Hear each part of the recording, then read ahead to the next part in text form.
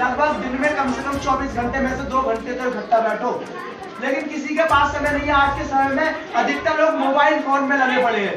गाँव में खेल के मैदान खत्म हो गए, चौपाल खत्म हो गई, लोग एक दूसरे के पास बैठने को राजी नहीं है, भाई भाई के पास बैठने को तैयार नहीं है, दोस्त दोस्त से मिलने को तैयार नहीं है। और इस प्रकार की मांग लेकर चले कि गांव-गांव जाकर ये मुद्दा बताएंगे, गांव-गांव जाकर हर एक उस साथी की दिल की बात जानेंगे, कौन क्या आपने जो है करना चाहता है, कौन क्या भविष्य चाहता है।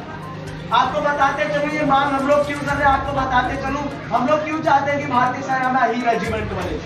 बात की जाए आजादी से पहले की, तो 1857 की क्रांति में हमारे समाज के चाहे सरदार बोधू सिंह रहे या फिर राजा राम तुलाराम साहब रहे या ऐसे और बहुत से क्रांतिकारी लोग रहे जिन्होंने की बलिदान देकर इन अंग्रेजों को जो है लोहे के चने चबाने का काम किया। लेकिन इतिहास में देखा जाता है तो सिर्फ और सिर्फ महाराणा प्रताप को बलिदान हमारे राजा राम तुलाराम साहब ने भी दिया, बलिदान हमारे सरदार बोधू सिंह ने भी दिया। और हमारे आज अपने कामों की वजह से, हमारे कर्मों की वजह से ही उन्हें इतिहास में जगह नहीं है, क्योंकि हम लोग अपने काम से हम लोगों को फुर्सत नहीं है, अपने स्वार्थ से ही हमें फुर्सत नहीं है। और अगर ऐसे ही चलता रहा तो एक दिन ये यादव जाति को इतिहास से खत्म कर देंगे।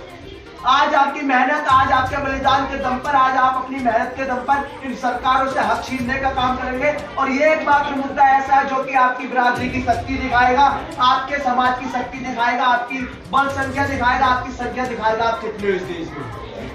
सबसे ज्यादा इस भारत देश में अगर कोई जाति है, धर्म के बाद अगर कोई जाति देखेंगे तो वो यादव जाति है। 4% जाट, उनकी रेजिमेंट बनी हुई है।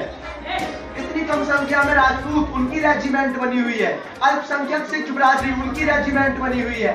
गोरखा लोगों की रेजिमेंट बनी हुई है, कुमायूं की रेजिमेंट बनी हुई है। तो भाई हमारी रेजिमेंट क्यों नहीं हो सकती?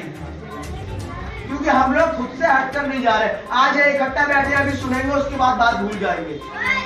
आपसे पूरा 1 हफ्ते का समय नहीं मांग रहा, 1 महीने का समय नहीं मांग रहा। मैं ये नहीं चाह रहा मेरी तरह अपने कैरियर आप दांव पे लगाओ। आपसे बस इतना कहूंगा, रिश्तेदारी में जाओ, किसी शादी में जाओ या कहीं ऐसी जगह जाओ जहाँ के सभी लोग इकट्ठा बैठे, वहां जाकर आप अपनी इस बिरादरी की मांग रखो।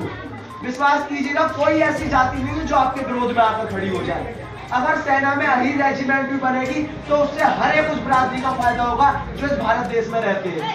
अगर हमने रेजांगले और कारगिल में शहादत दी